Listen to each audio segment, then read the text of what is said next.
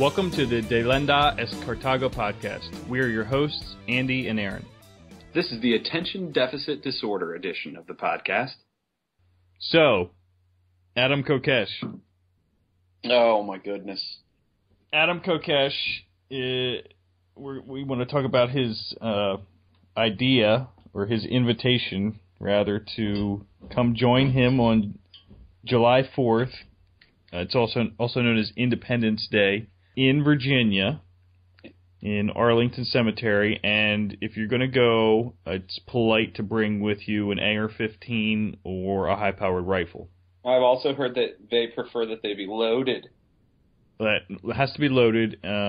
Shotguns will be accepted, but all weapons have to have a sling, and so you can put it on your back, so you can show that you don't have it in your hands when you get arrested. So my question is, I'm sorry.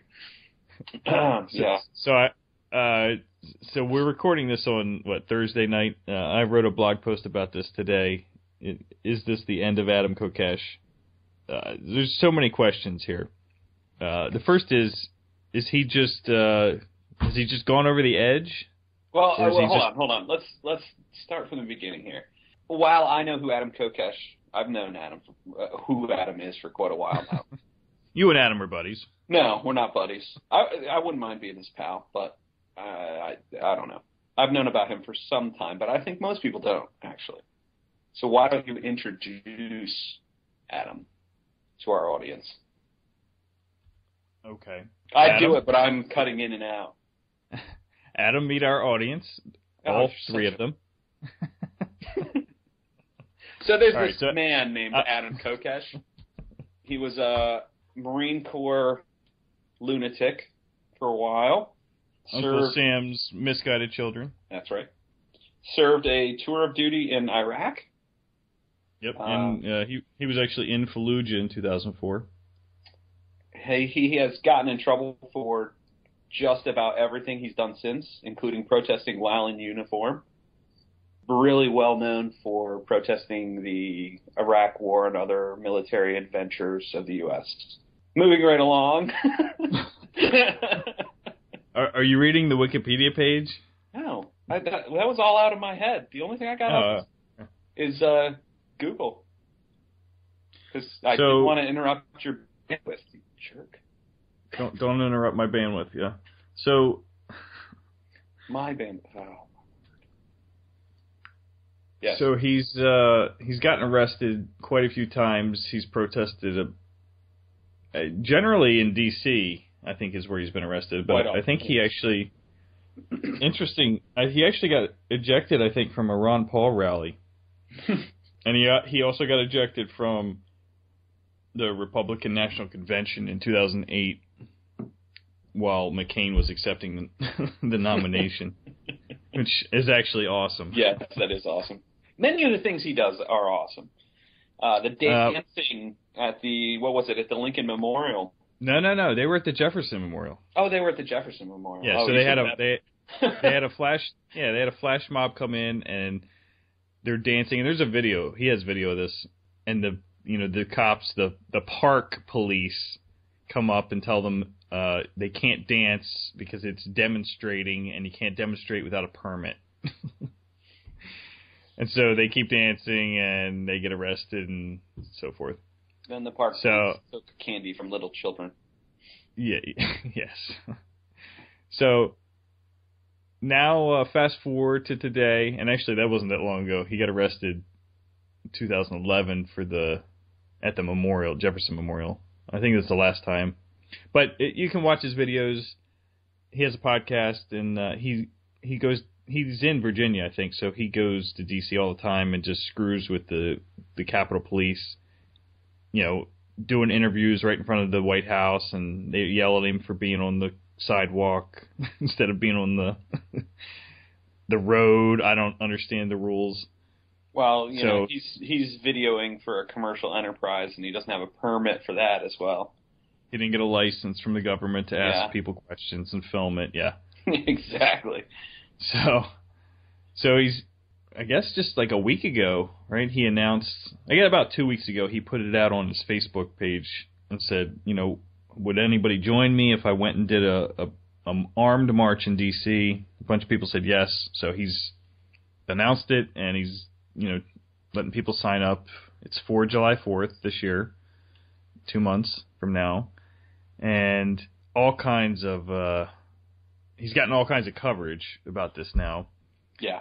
And he was on Alex Jones on Tuesday, I think, and it's actually pretty funny because he's like challenging Alex Jones, who's the prototypical troublemaker and protester and getting arrested all the time.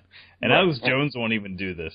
Admittedly, he says he's been asked like 50 times to do this, and he won't do it because he's afraid something will go wrong.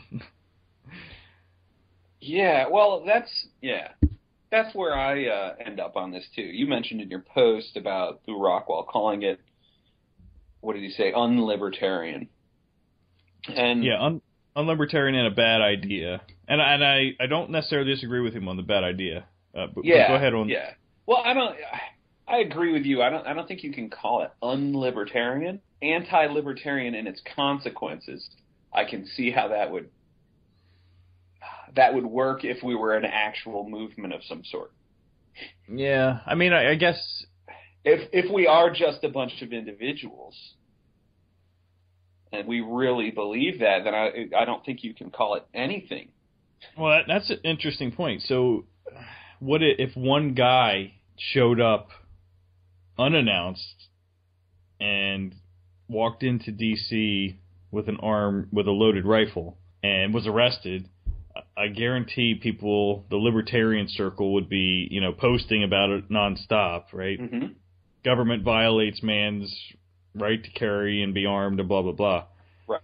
But the minute 1,000 or 10,000 people, individuals supposedly, get together and say we're going to do the same thing, now it's a bad idea. And I agree with you. It's the consequences that he's foreseeing, which he's probably right about.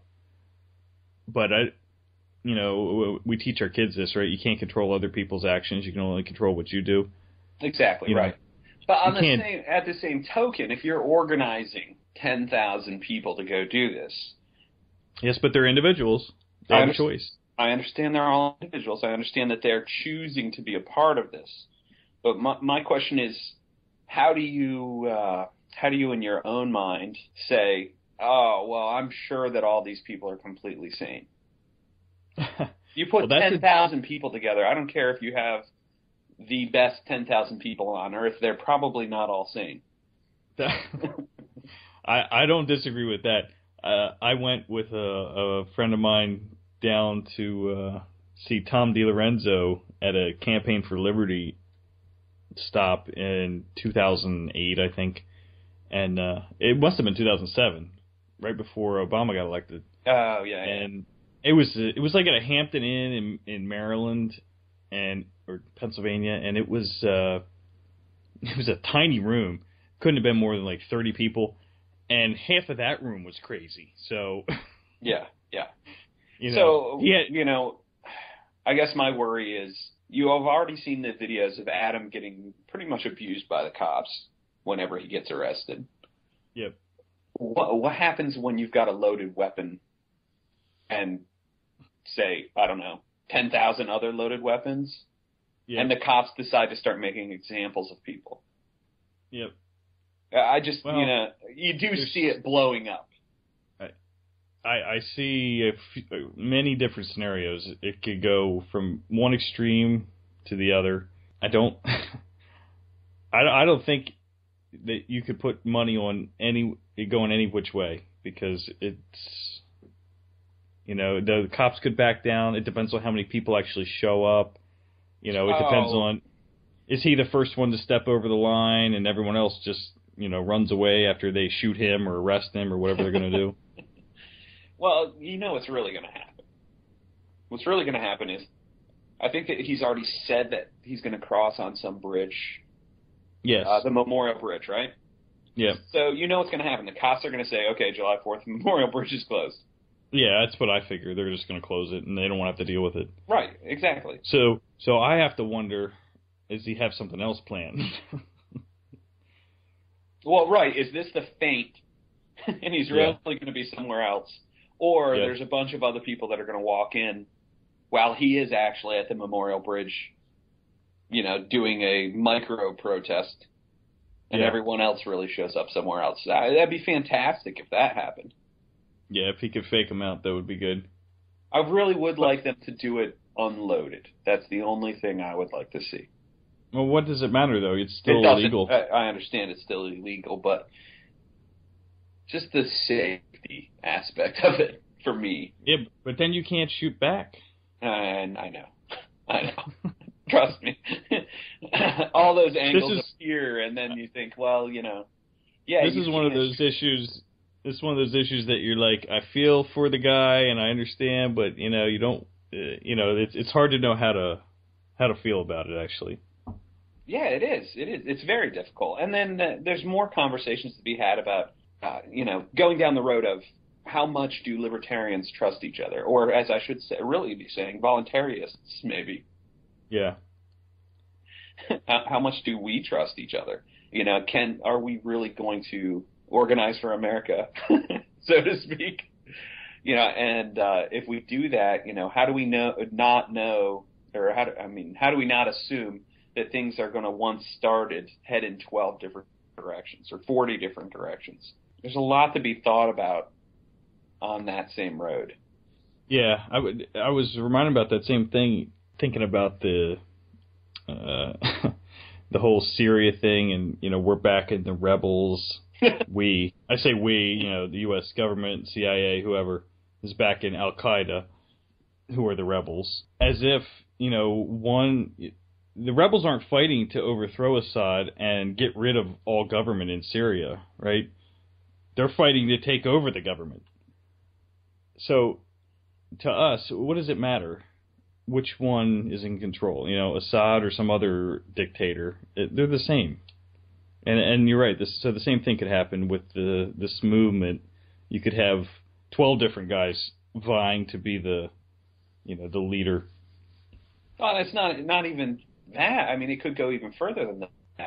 How do you know you don't walk across that bridge and every single one of those people has a different idea of what they want to do with this protest? Oh, just in that day, yeah. Yeah. Every single one of these people, I would assume, are, if they're heading down the same road as Adam Kokesh in his thinking, I would say he would completely agree with us that it is all voluntary and it is all I, not we, making decisions. It's just interesting to wonder how much we will ever hold together on anything. Well, I guess. It's interesting because he said, and I thought this was strange, him being the supposed voluntarist that he is, he said, I will inspect everyone's rifle before we go to make sure it's a safe event. Like, who gave you the authority? Possible? Yeah, well, is it possible? But who gave you the authority? What if I show up and I'm going? Right. Well, what if the funny thing about this is I keep wondering if my dad has signed up to go yet. I shouldn't drag my dad into our awful podcast, but he's talked for years about how something like this should happen. And I just wonder, what if you and I showed up across town, completely different place, and started walking into D.C. with loaded weapons? And what would be it'd be interesting to see the response. Yeah. I would actually... With weapons, and then there's just a couple guys. Yeah. I would actually love to go to this just to witness it. Oh, yeah. It is a holiday. I might have to think about that. Well, I wonder, they're just going to bring in the National Guard or something, aren't they? I can't see them letting this take place. Or if they do let it take place, then it's going to be a circus. The other strange thing that he said was, we're going to, talk to them at the bridge and see what their intentions are, and if we're not welcomed, then we'll just turn around and we'll have a rally in Virginia. Well, you know what they're going to say. They're going to tell you that if you cross the line... now that you've told them, hey, if you don't give us permission, then we won't come in. Well, what are they going to say? Yeah, Yeah, it's a little strange, so I don't know what to expect. One of the things that I thought was, if you're going to do something like this, I don't think there's anything wrong with being anonymous about it. I would have everyone wear Guy Fawkes masks, right? So they can't pinpoint any, him or any one person. They can't, because they're going to be taking pictures of everybody who was there, and if they can't arrest you today, they'll come back later because they'll have your picture. Well, yeah, and the next question is, I guess the next thing is you have 3,000 people now who will soon be unemployed. Right. Because if any employer sees, my crazy employee did this, I hate to say it, but you're going to get fired. They may be unemployed already. That's also true. But I don't know. It's an interesting tangle, to say the least. I was going to see how many people. I kind of would rather see. I would rather see 3,000 people in Guy Fawkes mask walk down, occupy the mall, no weapons, nothing else, and do a completely silent protest. Yeah, but what good does that do? What do you mean, what good does that do? It does the same exact amount of good as this. Okay. My point is, what is the difference between the two? At least when that happens, they're not going to get in that much trouble. Right. This could really have serious repercussions for a lot of people. Yes. So there's 3,235 people say they're going, 2,800 maybe, and 61,000 are invited. There's also another sign up here. You can help with this one. Where is it? This is why I'm not on Facebook. You understand this, right? No, listen. This is a good one. Flood the Washington D.C. PD with phone calls in support of the Open Carry March on Washington. 72 people are going to that. Interesting. I think it would be better to set up some kind of transmitter and jam all the cops' equipment that morning. You know what I would like? I would like to do my silent protest in Guy Fawkes masks with an additional 3,000 people. Just you and me standing there. No. Do it at the same time and just walk in front of these guys. Or surround these guys as they're walking in. Well, you're going to have to ask Adam for permission. Yeah. I just like the idea of having a buffer. Letting them have a buffer? Are you sure you want to walk in front of them? You gotta do what you gotta do. It'd be much better if somebody gets shot that's completely innocent. Wasn't provoking in any sort of way. Why? That happens every day. And no one cares. I know. See, this is the whole problem. Yes, well, I don't know. That's down a whole nother road. This is the whole problem, exactly. Yeah, it's a whole nother road that we don't want to talk about. So anyway, I don't know. We're going to have to wait for July 4th, I guess. Yeah, I have a feeling that there's going to be a lot of development yet to happen in the next 2 months on this one. Do you think they can arrest him beforehand? Like inciting a riot or something? Would they do that? Could they get him on some sort of conspiracy charge? Yeah, that's what I'm wondering. But he's going to be in Virginia, though, so they'd have to get Virginia to do it. Not totally implausible. Yeah, I was going to say, I've heard that those police in other districts just don't like to help the other cops. Yeah, they don't talk to each other. I hate cops. All right. Anything else? Anything else? What do you mean anything else? On this? On this, yeah. No, I'm done. I'm spent. All right. I do have one more thing to talk about. Oh, no. No, this is much easier than the last one. The 3D printable gun. Oh. So Defense Distributed, right? They developed this 3D printable gun. Mm-hmm. World's first that actually fires. It's all plastic except for the firing pin. And I think it just went online. Like the video showing that it works just went online like 3 days ago. And they put the plans out, the 3D drawings out on their website so you could download it. And then today, I think it was today, they get a letter from some government agency And when I read it, I laughed. I'm like, I didn't even know that existed. It's some other, 13-letter acronym telling them that they violated all kinds of laws and by putting out the plans and so forth. And so they demanded that they take it off. So they shut the website down. They took the plans off, and then they brought the website back up.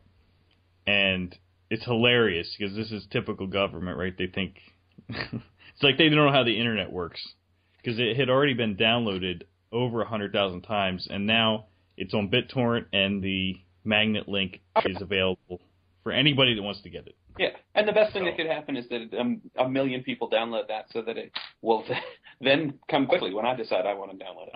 I'm downloading it right now.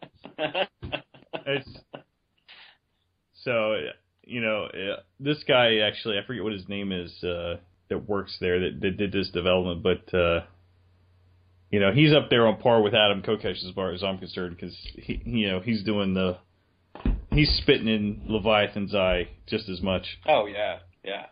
Well, I'm surprised they actually took it down. What laws did they violate? I'll have to find it for you. You should read the letter. It's hilarious. And literally, you don't even know. I guarantee you've never heard of this. It's like some sub-agency of something else, and all these laws that they're talking about are like UN laws and some other crap about... Oh, my goodness. Because it's international. Yeah. Yep. Let me see if I can find it. Criminal Affairs Department of the Bureau of Alcohol, Tobacco, Firearms. No. It was even better than that. And what else are they? Sand, I think, right? It's part of the State Department. Oh, good. There it is. It's the Office of Defense Trade Controls Compliance. Did you say NSA? Here, I'm going to send it to you. It sounded that way, didn't it? It sure did. Oh, my word. You're sending me a link that says www.nationalreview.com. What's wrong with the National Review? What's wrong? So what I like even more is that he calls this gun the Liberator. I do like that. I haven't seen that yet. I only heard a little bit about this. I haven't actually looked into it at all. Yeah, so the State Department's Office of Defense Trade Controls Compliance. Say that 3 times fast. Yeah. I'm going to get... I should really try that. State Department's Office... All right, hold on. Here we go. Are you ready? Yeah. Make sure you're recording. Office of Defense Trade Controls Compliance. Office of Defense Trade Controls Compliance. Office of... nope, couldn't do it. Could not do it. Wow. It's like in the Avengers, the guy that keeps... trying to say the acronym for SHIELD. Yeah. She's like, what? So this isn't the article I saw, because the one I had actually had an image of the actual paper. Oh, you got that wrong. Well, you didn't get it wrong. The corner at National Review got that wrong, because it's not just the State Department's Office of Defense Trade Controls Compliance. It is the Department of State, Bureau of Political Military Affairs, Office of Defense Trade Controls Compliance Enforcement Division, DTCCEND. It's the end. It's the end. Yes, you're right. But so here's the laws they've broken. The Arms Export Control Act. So this is back to our intellectual property discussion. So apparently putting the plans for a gun out on the internet are now exporting guns. And the International Traffic in Arms Regulation, ITAR.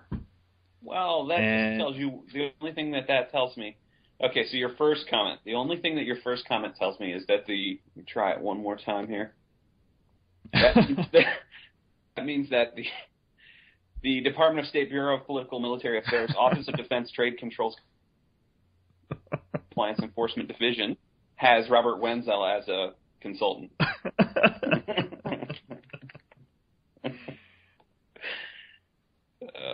Maybe we can get him to weigh in on this issue. I would love that so much. So it says... How is that exporting guns?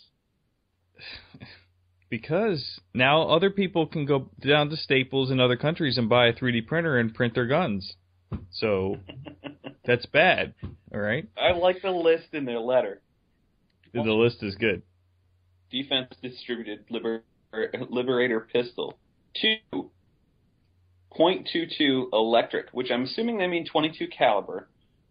I don't know what I've never heard of a 22 electric pistol, but I want one.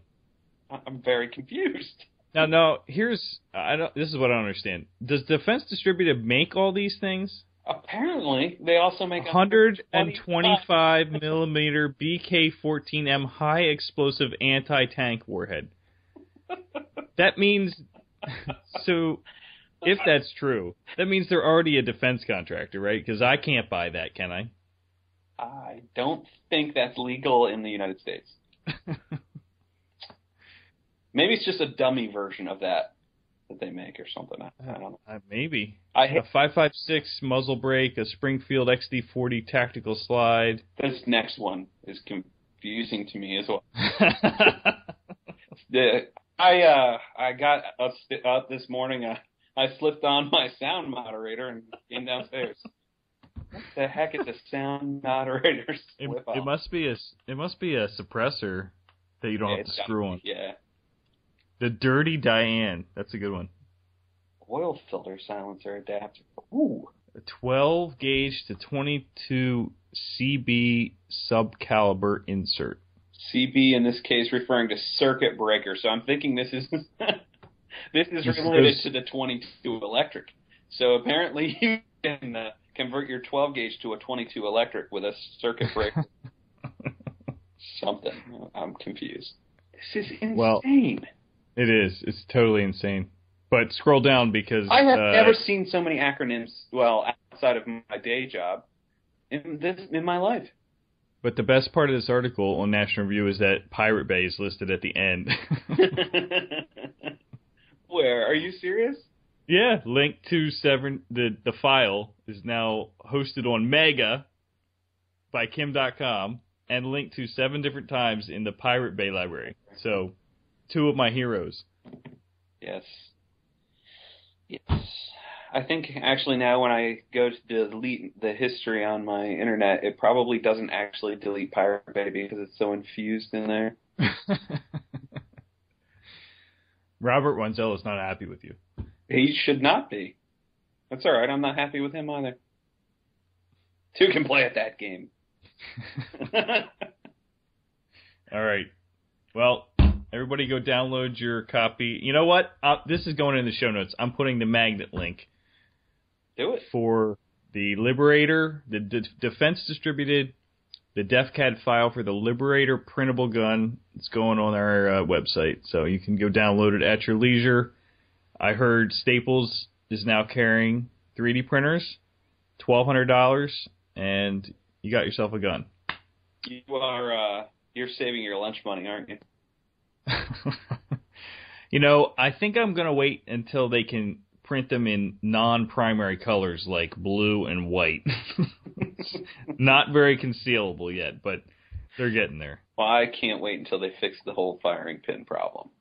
The firing pin, and I would like one that comes in semi-auto, not single shot. Yeah, that's true too.